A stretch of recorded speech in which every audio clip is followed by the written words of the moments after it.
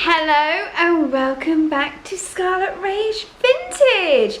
Another week, another video. Are you excited? I'm just very proud of myself that I have kept this up. So I'm keeping my promise. Are you keeping your promise of staying inside and staying safe and making sure the curve goes down?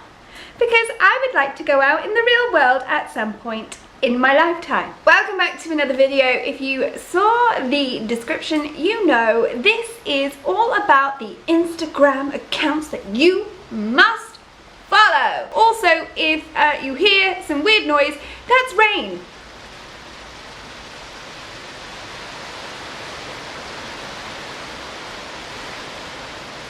Thank you, Mother Nature, for pissing on my parade.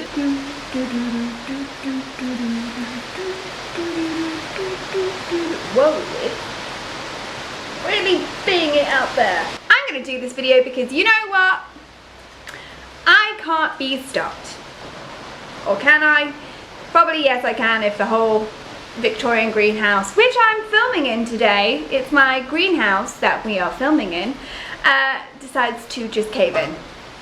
Okay, so today I am going to talk to you all about Instagram accounts, vintage Instagram accounts that you must follow. Now, this isn't your sort of like everyday sort of vintage accounts like Pinup Palmer and that lot, which are fantastic. I will do a quick roundup of why you should follow them at the end of this video. But this is like the lesser known accounts, and first of all, I'm really sorry if I do mess up your Instagram account handle.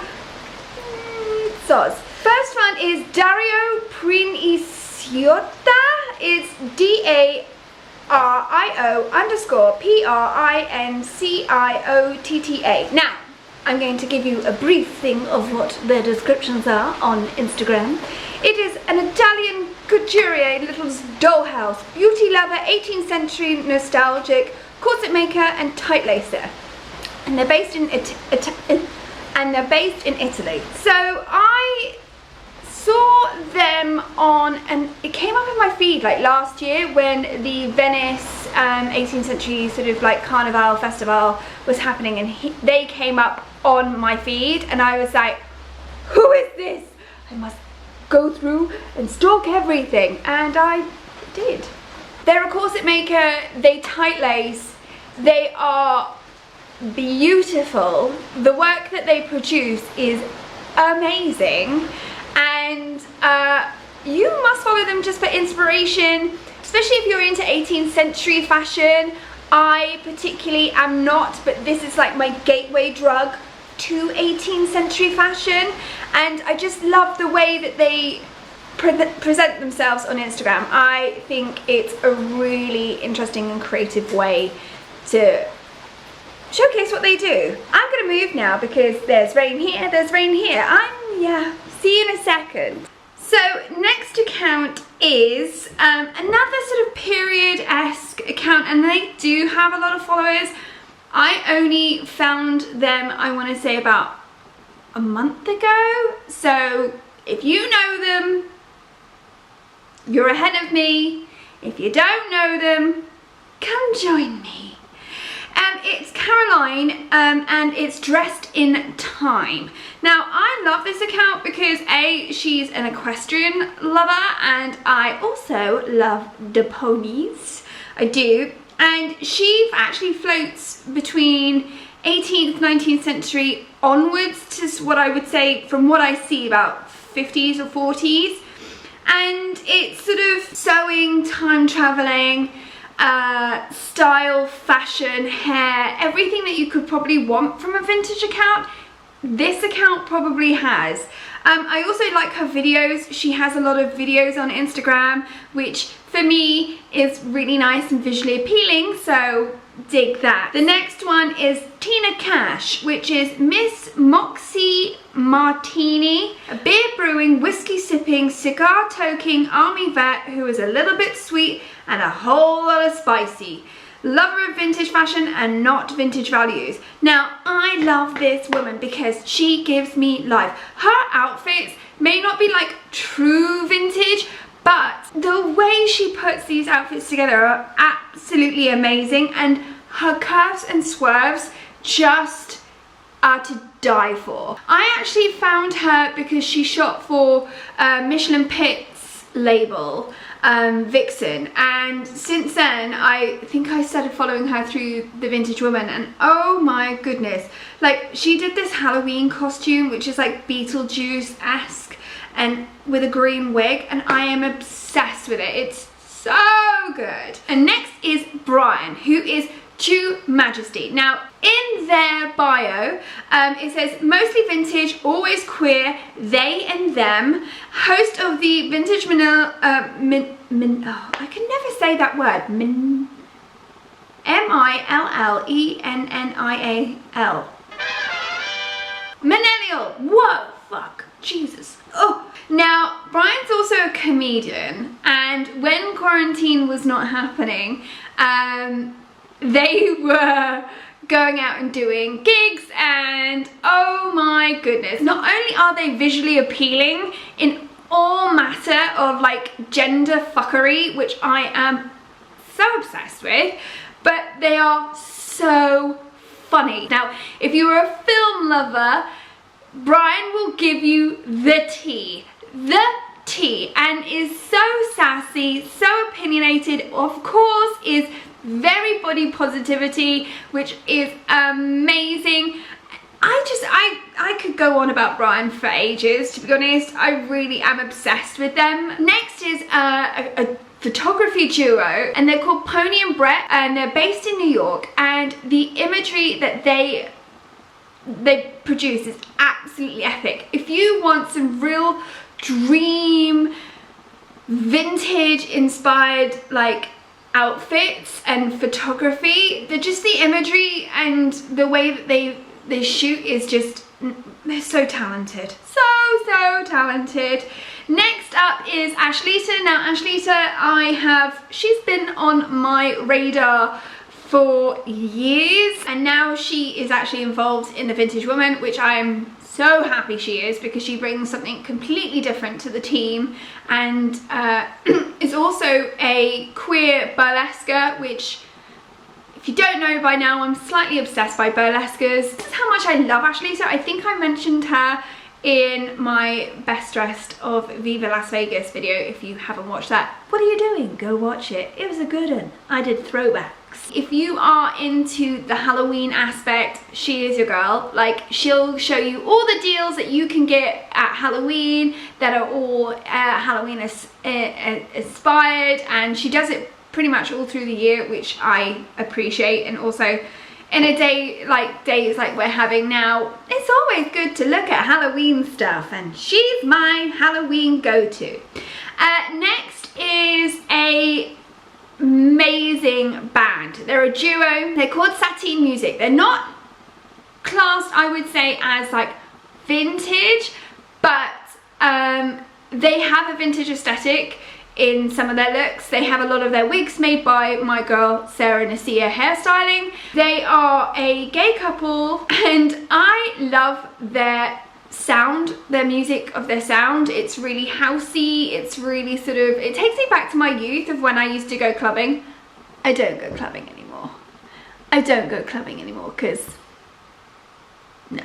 The vibe they give out is really positive, it's really uplifting, it's educational, which I think is great, because obviously they're not just gay. One of the partners is a trans woman, and it's a lot of educational situation about being trans and their story and how they are artists and they're pushing themselves forward and trying to make art for everyone, which I'm obsessed with. Next is a new person that I have followed in the past, I want to say 3 to 4 months, and I don't know how I found them.